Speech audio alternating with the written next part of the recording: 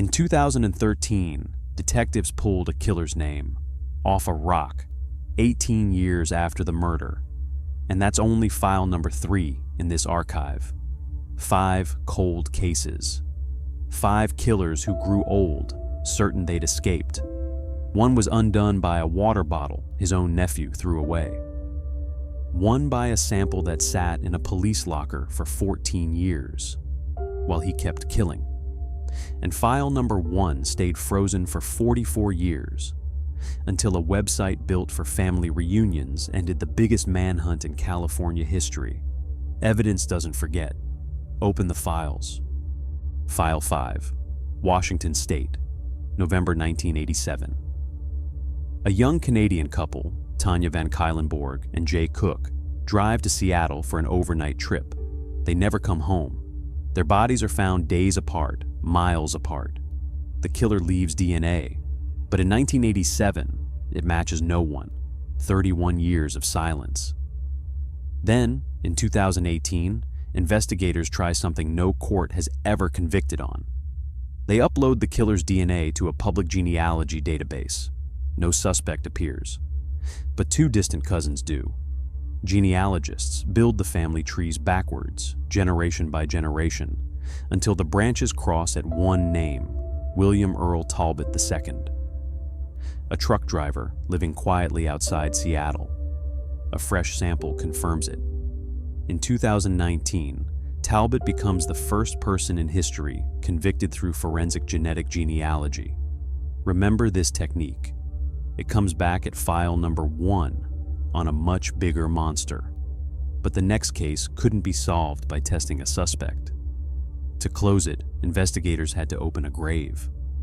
File 4, Boston, January 1964. 19-year-old Mary Sullivan is murdered in her apartment, the final victim attributed to the Boston Strangler. Albert DeSalvo confesses, then recants. He is never convicted of a single murder. In 1973, he's killed in prison, and the truth goes with him.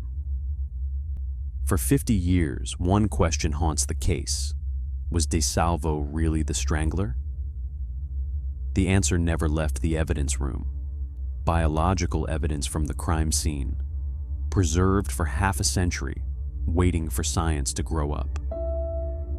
In 2013, investigators quietly follow DeSalvo's nephew and collect a water bottle he throws away. The family DNA is close enough for a judge to order DeSalvo's remains exhumed. The match comes back. DeSalvo, his DNA, at Mary Sullivan's murder scene. 50 years of doubt, closed by a discarded bottle and an open grave. A grave gave up file 4. File 3 was locked inside something even stranger. A rock.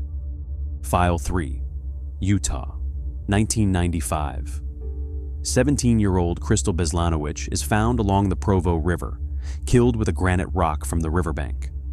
The killer wore no gloves. But in 1995, no lab on Earth can pull a usable profile off whetstone. So the rock is sealed into evidence. For 18 years, her family waits, while the murder weapon sits on a shelf, holding a name nobody can read. In 2013, a new machine changes everything. The MVAC, a forensic vacuum built to pull buried DNA out of porous surfaces. Investigators run it across the rock, and the stone finally speaks. A full profile, Joseph Michael Simpson, a former airport shuttle driver who left Utah decades earlier. He's arrested in Florida, convicted. The murder weapon had held his name the entire time. It just needed the right machine to say it out loud. A rock kept it secret for 18 years.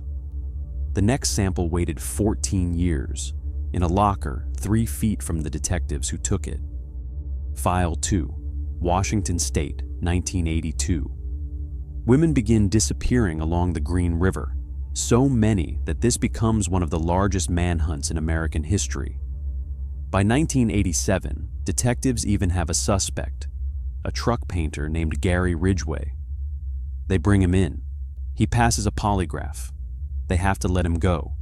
But before he walks, they take one thing: a saliva sample sealed into an evidence locker.